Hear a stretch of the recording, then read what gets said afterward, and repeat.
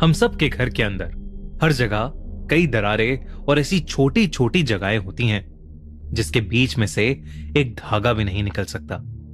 पर अगर उसी छोटी जगह या गैप में कोई बुरा साया कई समय से छुप के आपका इंतजार कर रहा हो तो 25 साल का इसामू जापान के शहर ओसाका में रहता था। वो हाल ही में एक नए घर में शिफ्ट हुआ था, लेकिन जिस दिन से इसामू उस घर में शिफ्ट हुआ उस दिन से उसे अजीब सा लगने लगा था। उसे हमेशा ऐसा महसूस होता था कि जैसे कोई उसे लगातार देख रहा है, लेकिन उस घर में उसके सिवा और कोई भी नहीं होता था। उस घर में इसामू जहां भी बैठा होता था या जो भी कर रहा होता था उसे हर समय ऐसा ही लगता था जैसे कि कोई उसके साथ उसके कमरे में ही है।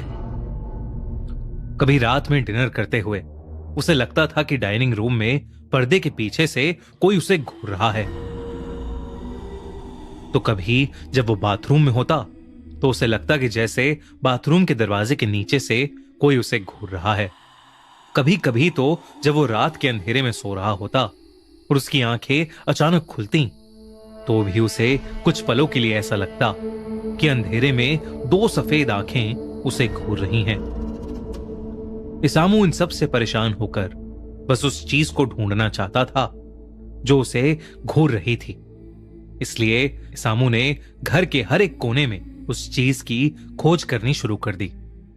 वो घर के पर्दों के पीछे देखता तो उसे लगता कि कोई उसे दीवार की दरार में से घूर रहा है। वो उस दरार में देखता तो उसे ऐसा लगता कि वो चीज उसके बिस्तर के नीचे से उसे देख रही है।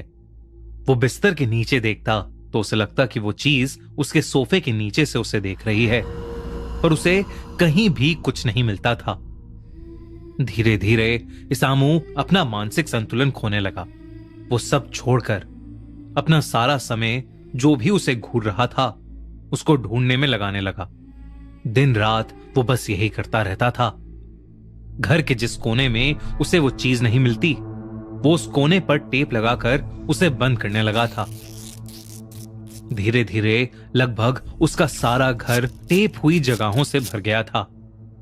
इसामू इतना पागल हो गया था कि उसने अपने घर से बाहर जाना ही बंद कर दिया था।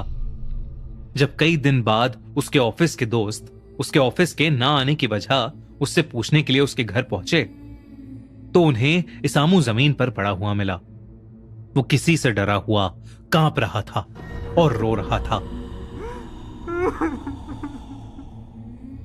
उसके ऑफिस के दोस्तों ने उसकी इस हालत की वजह पूछी तो उसने बताया कि वो घर से बाहर इसलिए नहीं निकल रहा क्योंकि वो लड़की उसे कहीं जाने नहीं दे रही है।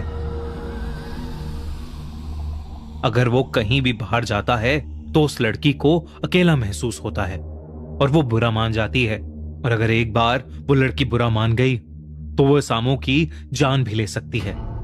उसके दोस्तों को यह बात सुनकर बेहद अजीब लगा और उन्होंने जब उससे पूछा कि कौन सी लड़की और वो किधर है तो उसने अपने कमरे की ड्रेसिंग टेबल की तरफ उंगली उठाई। ये सुनकर उसके दोस्त को और अजीब लगा क्योंकि वहां कोई नहीं था।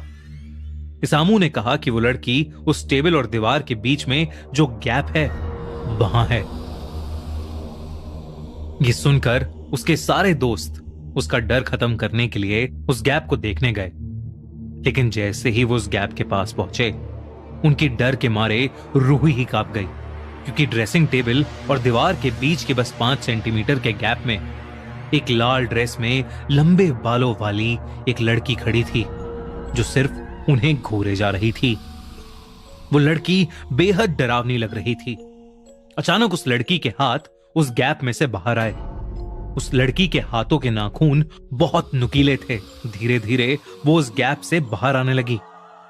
ये देखते ही इसामू के सारे दोस्त बहुत ज्यादा घबरा उठे और वो इसामू को अकेला छोड़कर उसके घर से भाग गए। उस दिन के बाद से इसामू किसी को कभी नहीं दिखा। इसामू के साथ क्या हुआ ये तो किसी को नहीं पता चल पाया, पर उस दिन के बाद से उसके दोस्त जो वहां उससे मिलने आए थे अपने घर के छोटे से छोटे गैप से आंख नहीं मिला पाए क्योंकि जब भी वो उन गैप्स के बीच में से देखते थे उन्हें वही लड़की की आत्मा दिखती थी। कुछ महीनों बाद उसके सारे दोस्त भी हमेशा के लिए कहीं गायब हो गए। इसामू और उसके दोस्त क्यों और कहां गायब हुए, यह आज तक किसी को नहीं मालूम। पर उनकी जान पहचान वालों को यह लगता है यह सब उसी लड़की की आत्मा की वजह से हुआ है। उस लड़की की आत्मा जिसको सब सुकिमा ओना बुलाते हैं।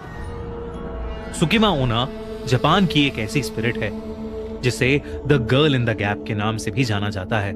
माना जाता है कि वो एक ऐसी लड़की की आत्मा है जो लोगों के घरों के गैप में रहती है, और अगर किसी का उससे एक बार भी सामना हो जाए तो सुकिमा ओना उसे अपने साथ एक ऐसे डायमेंशन, एक ऐसी दुनिया में ले जाती है जहां से कभी कोई वापस नहीं आ सकता, शायद मरे हुए लोगों की दुनिया में।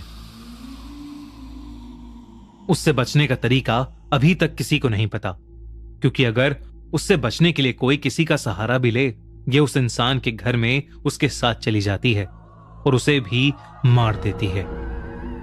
तो अगर दोस्तों, अगर आप कभी जापान जाएं तो इस बात का ध्यान रखें कि आपके कमरे में कोई आपको हर वक्त ना देख रहा हो।